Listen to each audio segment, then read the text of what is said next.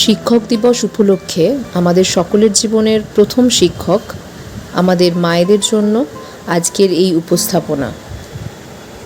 বিয়ের সপ্তাহখানিক আগে পালকের প্রেমিক তাকে হুমায়ুন আজাদের আমাদের মা কবিতাটি পাঠায়। মনের মতো লেখা গান বা আর্টিকেল পেলে অতনু 9 মাসে 6 মাসে তা শেয়ার করে পালকের সাথে। তাই বলাই বাহুল্য কবিতাটি তার মনে ধরেছে।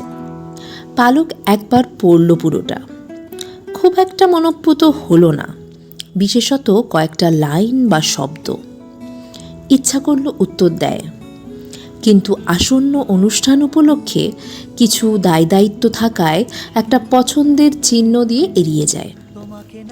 বিয়ের 2-3 বছর পর এই কবিতা অতনুর পছন্দের কারণ। আমাদের মাকে আমরা বলতাম তুমি, বাবাকে আপনি। আমাদের মা গরিব প্রজার মতো দাঁড়াতো বাবার সামনে, কথা বলতে গিয়ে কখনোই কথা শেষ করে উঠতে পারতো না। আমাদের মাকে বাবার সামনে এমন তুচ্ছ দেখাতো যে মাকে আপনি বলার কথা আমাদের কোনোদিন মনেই হয়নি। এমন কথায় পালকের চোখ হঠাৎই জলে ভরে উঠল।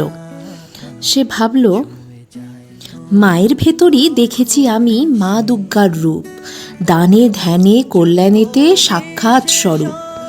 সবার কথায় বাবা যে তার নিপাট ভালো মানুষ, মনে আছে সেবার ছাদে ওড়াতে গিয়ে ফানুস, দুর্ঘটনায় জর্জরিত বাবার গেল চাকরি, মাই তখন ঘরে বাইরে মায়ে বাড়ি। আমাদের মা আমাদের থেকে বড় ছিল, কিন্তু ছিল আমাদের সমান। আমাদের মা ছিল আমাদের শ্রেণীর, আমাদের বর্ণের, আমাদের গোত্রের। বাবা ছিলেন অনেকটা সিংহের মতো, তার গর্জনে আমরা কাঁপতে থাকতাম।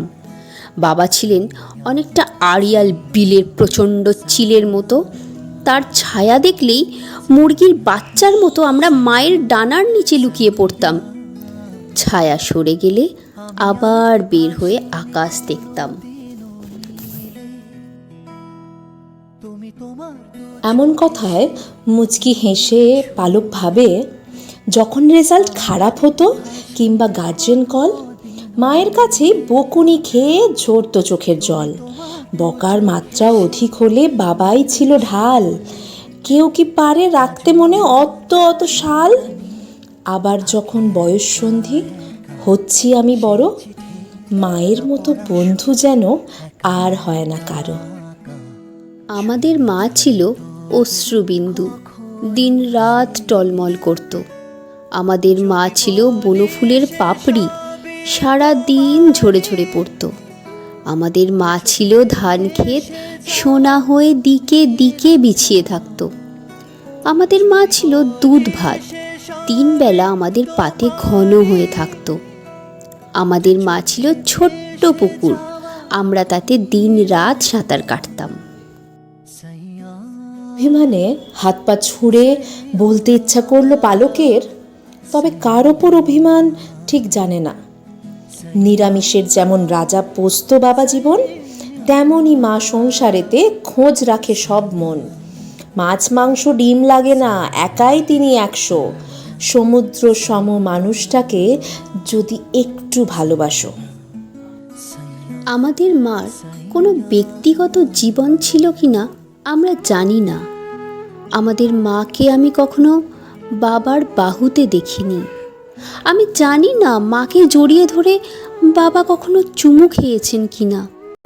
চুমু খেলে মার ঠোঁট ওরকম শুকনো থাকতো না। আমরা ছোট ছিলাম, কিন্তু বছর বছর আমরা বড় হতে থাকি। আমাদের মা বড় ছিল, কিন্তু বছর বছর মা ছোট হতে থাকে। চোখের সামনে তার মায়ের ছবি ভেসে ওঠে। সে ভাবে, নমনীয় হয়েও যে কিভাবে কঠোর থাকা যায়, ব্যক্তিত্ব ধরে রেখেও সহনশীলতায়।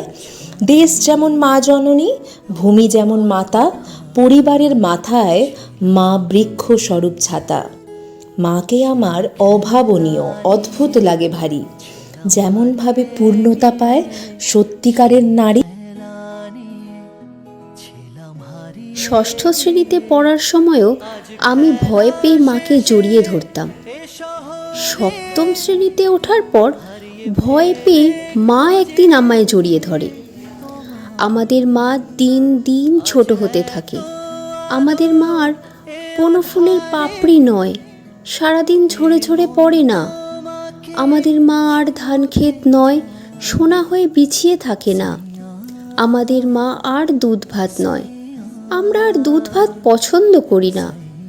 আমাদের মা আর ছোট পুকুর নয়, পুকুরে সাঁতার কাটতে আমরা কবে ভুলে গেছি। কিন্তু আমাদের মা আজও অশ্রুবিন্দু, গ্রাম থেকে নগর পর্যন্ত আমাদের মা আজও টলমল। পালকের মন বলে উঠল, মায়ের গানে ভয়কে যখন জয় করতে শিখি, বয়স নেহাতি কম, তখন বুঝতে পারিনি ঠিকই। দায়িত্ববোধ, কর্তব্য, ভালোবাসার জোরে এক মাই শুধু পারে নিয়ে যেতে প্রজন্মের ওপারে। সুন্দর এক ভবিষ্যতের ধারক বাহক হয়ে ক্ষমা করো মাগো এ হেনস্থা অপমানের ক্ষয়ে। মলিনতার স্পর্শ তোমায় ছুঁতে যেন না পারে, অক্ষয় তুমি উজ্জ্বলতায় আপন হৃদয় নিরে। যুগ থেকে যুগান্তরে তোমার শক্তি ও বল বাড়তে থাকুক, কাঁপতে থাকুক সমুদ্র হিমাচল। নমস্কার।